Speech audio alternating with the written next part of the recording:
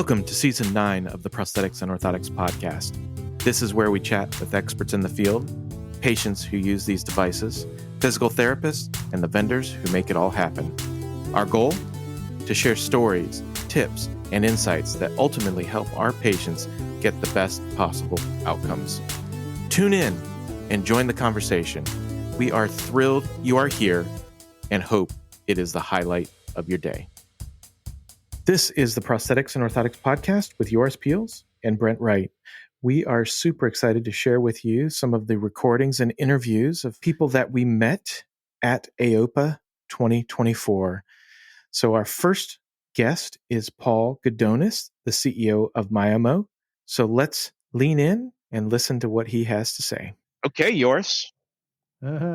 We are live. I don't know if you, Joris, I'm using my phone, so can you check just to see if we're live on your phone or LinkedIn or what have you? Sure. I'll go see if we're actually live.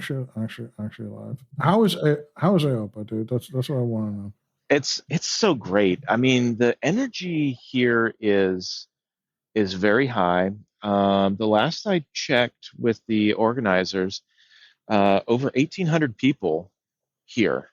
So, for us, that's it's a big part of the population of our field. Really, is here. Mm-hmm. Energy's high. The vendors have been good. There was probably like 20 new vendors added for this show that they've never been to another show. So that's been pretty wild. And we've had some. We're right up at the front, so people are walking in. So people kind of walking out, and I'll kind of move this that way there just so you can kind of see. So people come into the entrance and then they walk down and they walk right by us. So it's pretty neat. Cool. We have a little banner that says on air, the Prosthetics and Orthotics podcast. And look at this. Don't make fun of me too much. 3D printed chairs. That's super nice. Did you make that, or did somebody get that there? That was from Dive Design. So nice. I've gotten to know Adam pretty well, and I said, Adam, I need something awesome for AOPA for my podcast. So all my podcast people sitting in the 3D printed chairs, ready to rock and roll. So it's been great. Cool. What's really been interesting is this, and you have said this all along. Mm-hmm. About the prosthetic and orthotic industry. You're like, you guys have to find a way to play together. Like everybody has their strengths and weaknesses, but if we actually came together as a team, we would be better off for it. And there are pieces and parts. And you always talk really big, like, give me an API. Let me use your system. You can use mine. And I think that is kind of the spirit of what I am seeing here. Especially in the software space. And this is the first time that I've seen, like in an orthotic and prosthetic conference, is we are seeing kind of a maturity of there's a lot of 3D printed stuff here, and we expect it to be here. Let's go back a little bit, like a couple of steps back. You talked about these new vendors, right? Who are these new vendors? Like what kind of, is it all software? Is it software materials? What is it? So a lot of it is software. Okay. But then like we'll be interviewing somebody a little bit later on. They have a orthosis for people that have tremors. So their hands are shaky. And it's I don't know what it is, but you put this thing on, it's like a glove or something, and then it's amazing. It's like noise canceling, but then for tremors, right? That thing. I think correct. Yeah. So LinkedIn or something. I was like, how are they doing that? Yeah. So there's that. Rapid liquid print. I know you've talked to those guys before. They're here, showing off some stuff. I love it. Like it's like basically they're printed to a vat essentially, and they get like really elastomeric kind of materials that are very durable, very strong. And you could use it as a grommet or a cushion or some kind of shoe-like thing or some kind of dampening thing or something like that. So it gives real possibilities to make something really big and high volume that we couldn't do before. We just couldn't do something that would be an elastomeric kind of bumper that would last a really long time. So I love RLP, the rapid liquid print guys. I think they're really nice as well. I really like that as well. All right, so we've got a rack of liquid print. And the other 3D print stuff, or is it just the 3D printed stuff is just enmeshed with everything now? That's kind of what's happening. I think, yeah. So you're seeing the 3D printed stuff like on with, it's just normal. So it's in a lot of different booths, and so I think the normalization and the idea of this is a tool, and you don't have. I mean, you have some people that are kind of like hoarding the technology, Yeah. but there's more of an openness. Like this is what we're doing, and I think it's awesome. Okay, that's good. I mean, it's also is a higher maturity stage that you can share as well if you know more, right? If it's all based on some silly little secret and it's really easy to do, then not sharing is a pretty good thing to do. And if you've got more of a process behind it and you've got design methodology, stuff people can't copy, then at one point patents, whatever, then at one point sharing becomes a little bit easier. So we got Paul here. I'm going to give you the headset here. All right. Can you hear me? I can hear you now. Yes. So there's going to be a little bit of delay. Right. Okay. It is just the magic of the interwebs, right? So you're going to be, we're going to be casual here, and we are already live. So and that's fine. That's just part of the deal. Right. So you're going to be recorded from over here. I'm recording here. And then can you see Joris? Yes. So Joris is in Spain. He's my co-host. Buenos días. Buenas tardes. Yes, indeed. So, so this is really cool. So Joris has been traveling, and so this is the first time that he's been able to join me over the last couple of days. So this is perfect. Muy bueno. Yeah. So he's from the Netherlands. Do you speak much Spanish, Joris? A little bit, but I don't Okay. know. Yeah. I'm a little embarrassed with my Spanish, actually, to be honest. Little bit. But we could one of these days we gotta do it. We gotta try to do it in Spanish, but not today. Not today, right? I've been in Spain for like 6 weeks, so my Spanish. I went out with some friends. We live in Valencia. Valencia, the thing to do is a bocadillo, which is like kind of like a second breakfast at 10:30. And then but with friends or colleagues. And so we had that, and my Spanish was atrocious. I was just like all the whole time. So if we're going to try the whole Spanish thing, not today. Maybe in a couple of weeks when I acclimatize a little bit.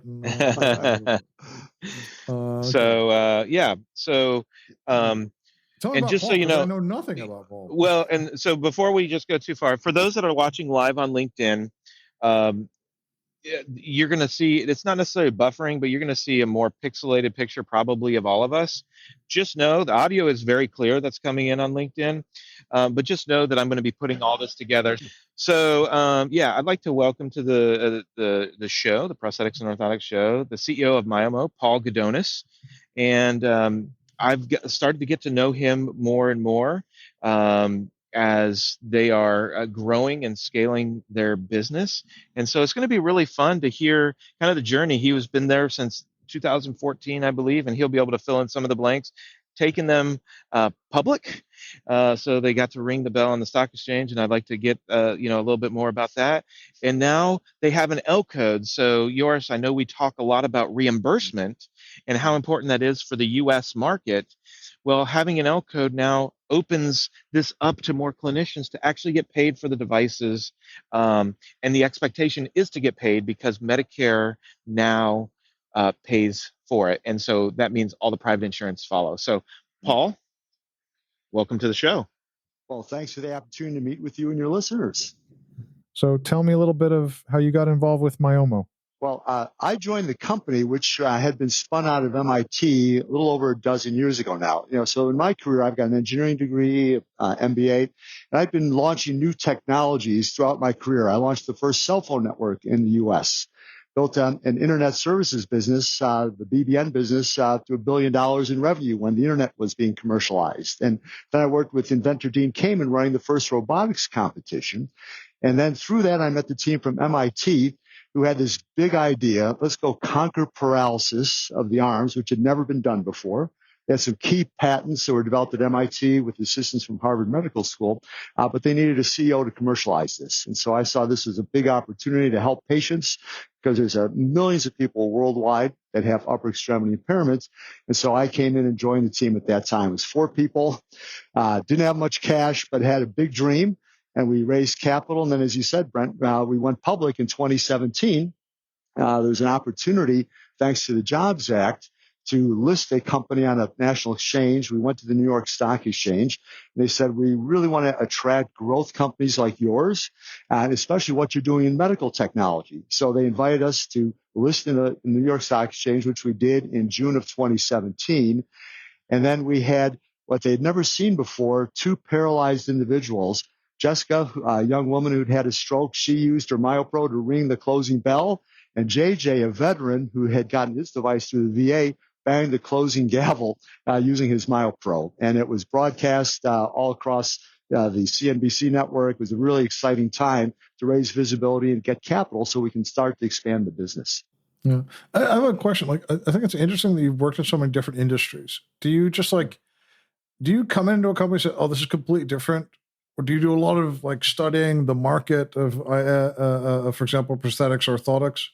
Or are you really trying to build a business that's completely different every single time? What's your approach? Well, I've been able to learn quickly whenever there's a new opportunity. So, for example, cell phone technology was brand new. And so you created that new business. We invented another company, cellular roaming, so you can go from city to city. So what I try to do is meet with the subject matter experts in an area, immerse myself in it, and that's what I did here at Myomo when I saw this opportunity. I don't have a healthcare background. I guess one of the things I have done is been able to attract a really good team of people who, in this case, understood orthotics, prosthetics, biomedical engineering, reimbursement, and that's why we've gotten to where we are today. So we'll do almost $30 million of revenue this year is what we have projected to our investors.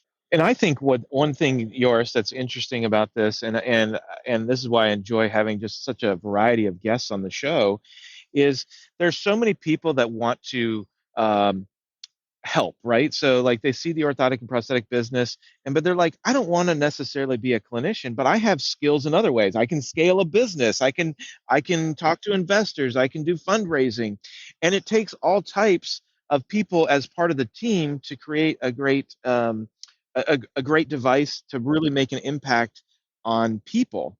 And so it's been fun to hear hey, I'm not a clinician, but I know I can contribute, and I know that what I'm working on makes a difference in people's lives. Well, that's right. You have to know what you don't know.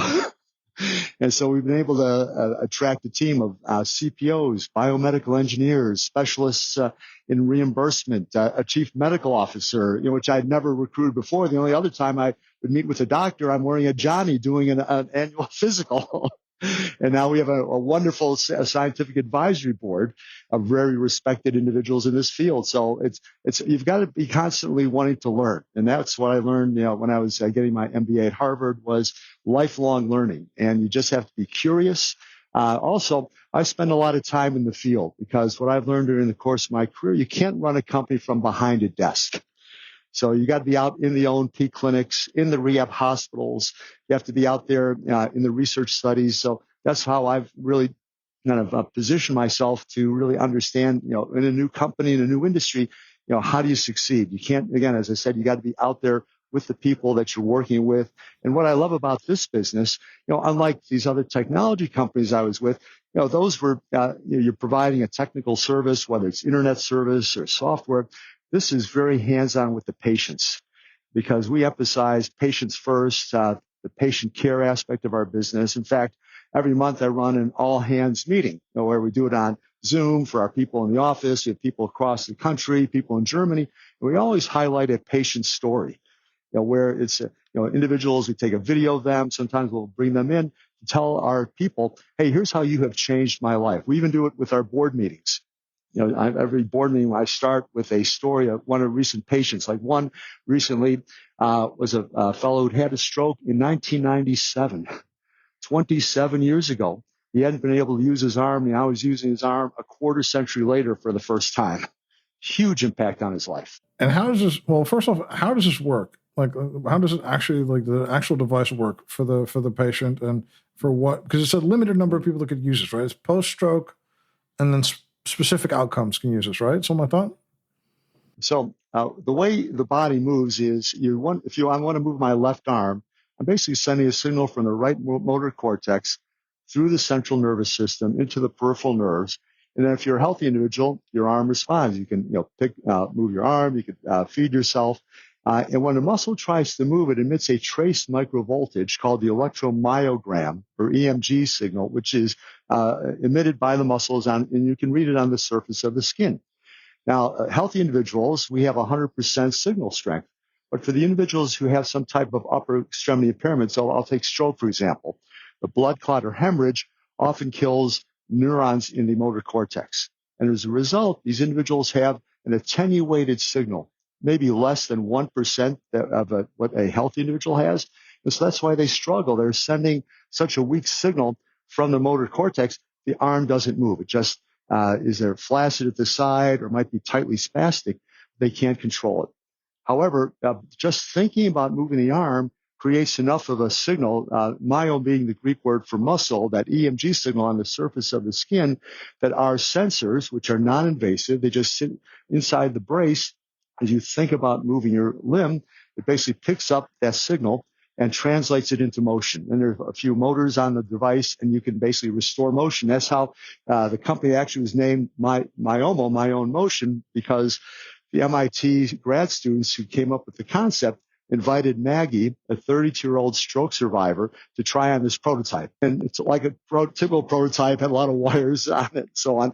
She put her arm in it, and she hadn't been able to use her arm for 3 years after the stroke. And they said, try moving your arm. Think about it. And she could move her arm for the first time in 3 years. She said, gee, this is like my own motion. Hence the name of the company, Myomo.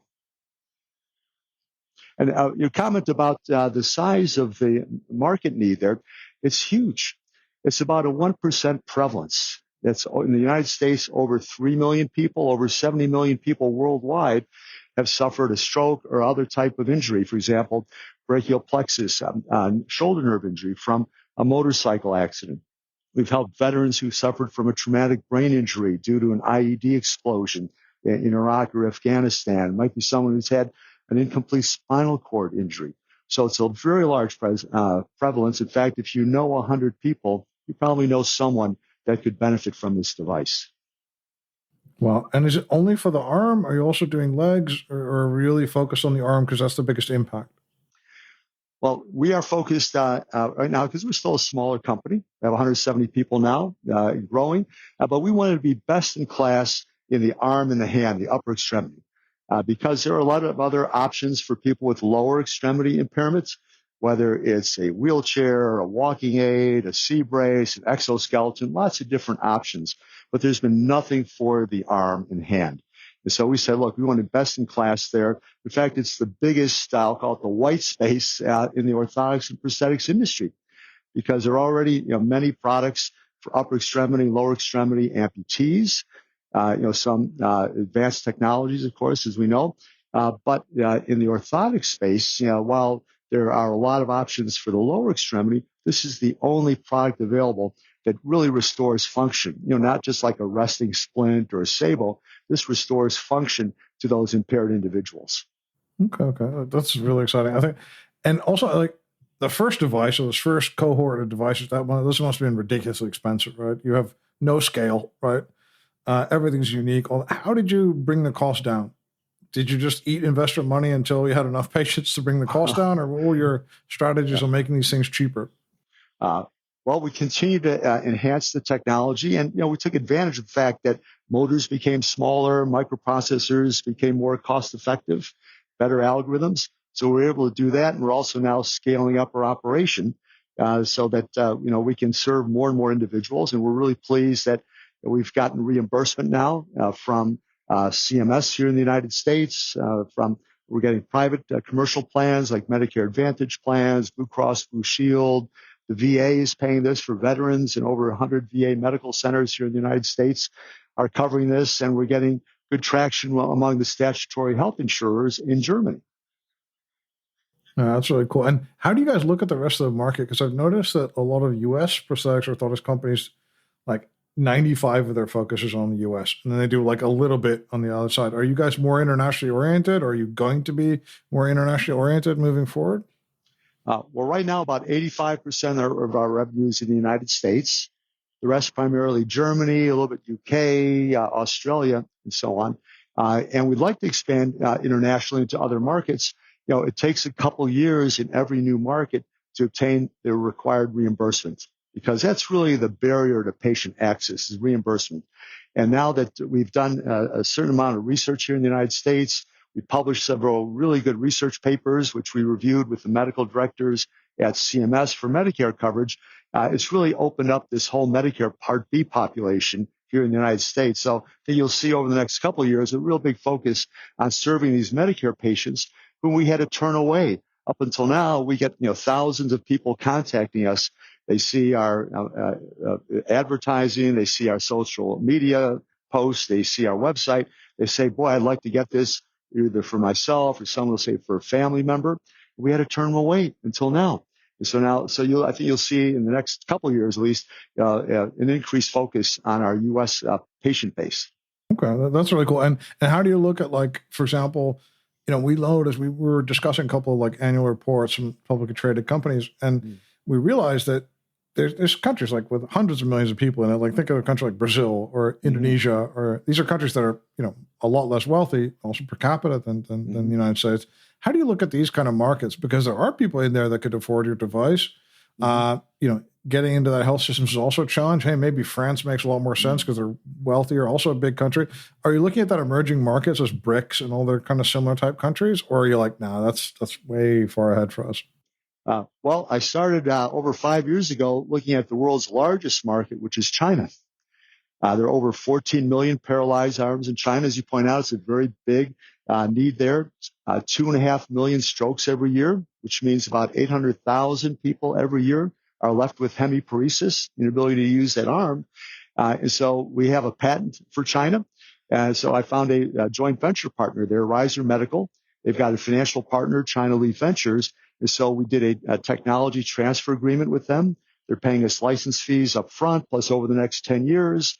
Our shareholders have a 20% interest in this joint venture company, Jiangxi Myomo. They're getting ready to start production and sales in Greater China. I've been there. Our occupational therapist, clinical staff has been there demonstrating the technology at rehab hospitals, at physicians. They're now in the process of getting what's called the NMPA, the Chinese version of the FDA, to approve this product. And hopefully by the end of the year, they can start serving those patients there. That could be really exciting. That's huge, huge, huge.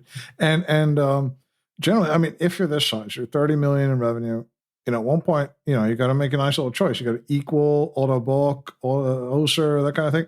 Is that something you guys are thinking about? Or you think really there's a position to be that independent, strong company forging your own path? Because they snap up a lot of businesses in your size and smaller and bigger, and consolidate them. Do you think it's better to go it alone, let's say? Well, we certainly have the opportunity to go build a major company over here. Because as I said, there are, just in the United States, 3 million potential candidates. Now, not everyone is an appropriate medically qualified candidate. So we have very strict exclusion criteria, which we've established with the CMS medical directors.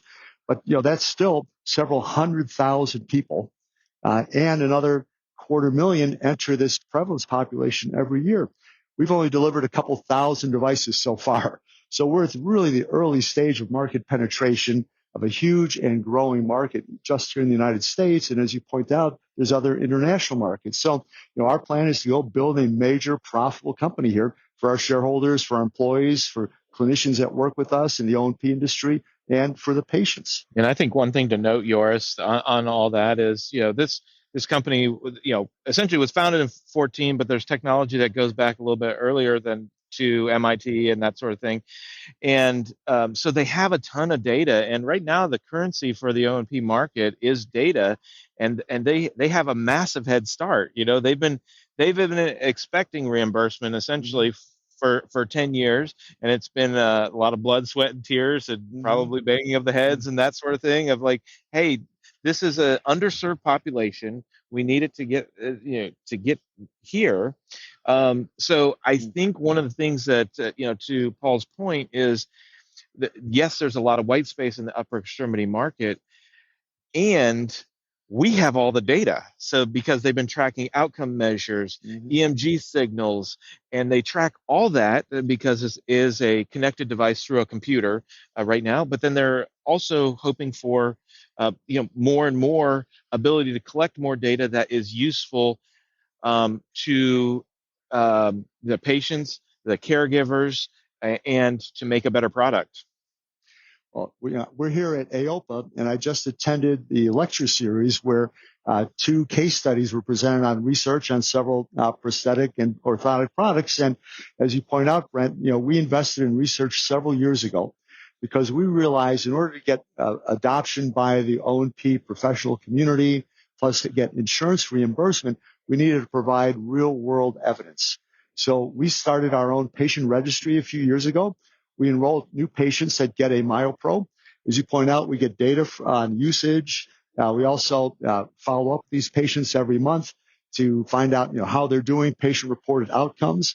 And as a result, we had several papers published that were very compelling that says, look, this is valuable for patients across the age spectrum, not just younger stroke victims, but many people in 65 and older, because 2/3 of strokes happen to people 65 and older, and they're covered by, usually here in the United States, Medicare or Medicare Advantage plans. So we want to demonstrate that these individuals can get real value from this product, and it does. It improves their quality of life, their independence, and help them reduce falls, ultimately reduce their healthcare costs. Yeah, that's really cool. I like that. And this research thing, though, that sounds really expensive. When did we started this? When did you guys start? Was it like really? I mean, I guess with all these MIT kids around, I guess it may be really close to your DNA. Let's say to start this first, but it just sounds like a really expensive undertaking. You have to do a really long time for it to pay off, right? That's right. I mean, it took over 4 years from the concept stage, and we had to form this patient registry. We had to enroll patients. Then we engaged members of the scientific community to review these results and publish the papers. So it is a long journey, but as you know, in this field of life sciences, that's what it takes. It's all about the evidence on outcomes, and that's why we made that investment. And how much of your time is actually focused on, like, day-to-day annoyances, stuff that crops up, and then how much is focused on, like, doing the things to make plans happen? How much is focused on, like, planning, let's say? Well, now that we're a public company, I spend less time fundraising. When we were a private company, I think I spent 90% of my time fundraising. Fortunately, Steve Kelly was our chief operating officer, so he made sure everything ran during that period of time. But now that we're public, I have to meet with investors on a quarterly basis. We do investor conference calls and meetings and so on. And so now I'm able to look at the big picture. How are we going to scale this business? I've been able to recruit a really good team of senior executives, from Dr. Kovelman, who's our chief medical officer, to Micah Mitchell, who brings a lot of experience in the DME business, heads up our commercial operations. We have clinical leaders, engineering, operational leaders. So now we're really in the process of scaling the business. We started this year with 100 people in the company, and knowing that reimbursement was coming from Medicare, we've now scaled it up to 170 people. And we've announced that we are moving into a new facility. We're in the Boston area. We're moving out to a larger campus on the suburban Route 128 area, so we can double our production here in the next year. I think that's awesome. Well, Paul, thanks so much for coming on. I think we need to get you on the full length show. I don't know. Would you make time for us for that? Sure. Just let me know, Brent, when you'd like to have a follow up on that. We could talk about a couple months from now our success in engaging the O&P community, because we've got a number of them who've approached us here at our booth at AOPA, said, boy, I'd love to now serve my patients because I fit AFOs on all these stroke survivors, and there's been nothing for their arm, and now I can meet that need. So we're looking forward to providing an update on that next time we get together. I think that's great. I think, So we're super excited to have you on, especially with Joris here, and thank you for your insight. And we look forward to catching up on a full length where we can do a deep dive into what's going on. So thanks, Paul. All right. Thank you again. All right. I thought that was really good. I think I'm really interested in this whole entrepreneurship plus orthotics and prosthetics, because a lot of people come into this business because they like the craft or they want to help people, and a lot of them end up being entrepreneurs. They end up being their own business people. They end up manning their own business. All of a sudden you have to learn management. All of a sudden you have to learn accounting, marketing, sales, all this stuff. So I'm really excited about what happens when somebody who's just like a pure entrepreneur like Paul, pure entrepreneurial guy, cell phones, we can do cell phones, bandwidth, we can do bandwidth. And then now he's doing this kind of device. When a guy like that comes into this market, how does he, look at the O&P industry, compared to all the other stuff he was doing? So I'd really, really look forward to talking to that guy and just to see how different it is. Because I think a lot of the O&P industry has an opinion of itself as being this kind of cuddly, kind of cute kind of industry with everybody kind of like, kind of like helping everyone else. Hey, but this is an industry. People make a lot of money there and other people don't. So, I think it'd be really interesting to see what an entrepreneur does with that and how you balance kind of doing good with doing well yourself. And I like that very much. Thank you for listening to the Prosthetics and Orthotics podcast, and a special thanks to Paul Gudonis for sharing his time and insights on the podcast. We hope you have a great rest of the week, and stay tuned for more interviews in the weeks to come.